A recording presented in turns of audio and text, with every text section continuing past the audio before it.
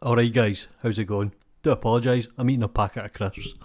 My wife's away and I need to defend for myself, so the most I can stretch to is a packet of cheese and onion. So I'm going to call this section the spinning cube, and it's essentially the Let's Talk section.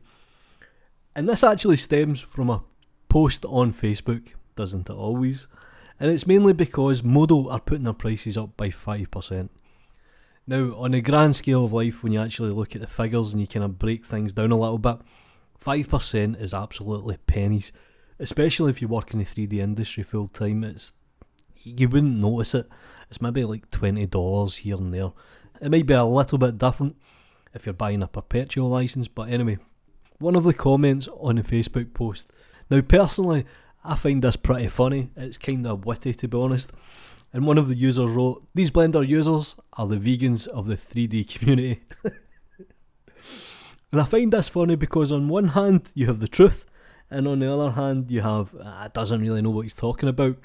And I think the reasoning or the mythology behind it is because a lot of users are getting left behind and they don't understand the market change.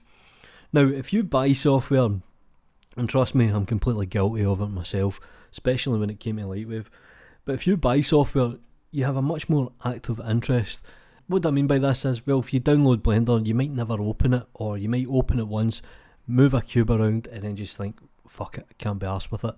If you buy software, you seem to have a little bit more active interest. It's like when you buy golfing equipment, you'll go a few rounds first, before you then give it up.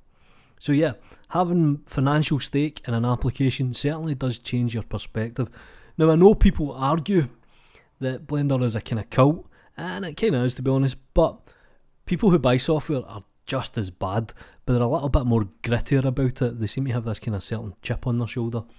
Now, going back to the original comment, Blender users are the vegans of the 3D community, I think there's a kind of truth there, and maybe we should own up to it. Now, if you go back 4 or 5 years ago and look at the quality of the artwork with Blender, it wasn't subpar, but it wasn't known for being the best in the world. It kind of bordered on the same quality as SketchUp and slightly better than Daz. Don't get me wrong, there was very competent artists and there was some nice work being delivered. Never ever take that away from anybody.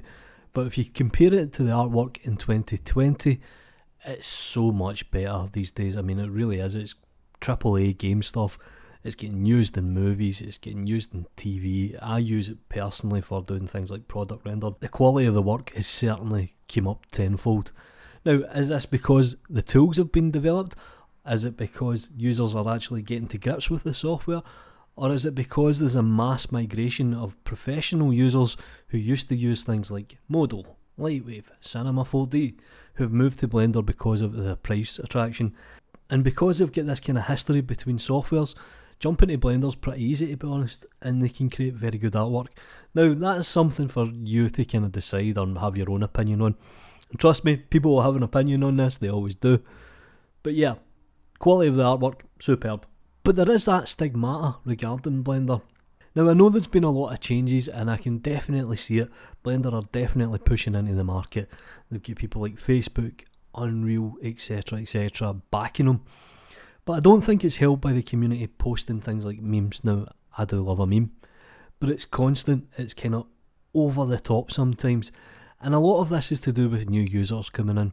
There's always a swinging door policy. So a user will come in, they'll do the donut tutorial, and then they'll just drop the software. But in between they'll create a couple of memes or things like that, you know how it goes. And the only people that actually can drive the software forward are people who are making content constantly, and there's some very good people doing that, or people making artwork, and that's the way software grows. It's not just to do with the development.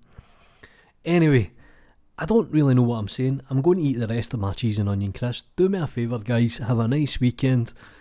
Like video, subscribe to the channel if you haven't already, follow me on Twitter, support me on Gumroad, you know what to do. Take care.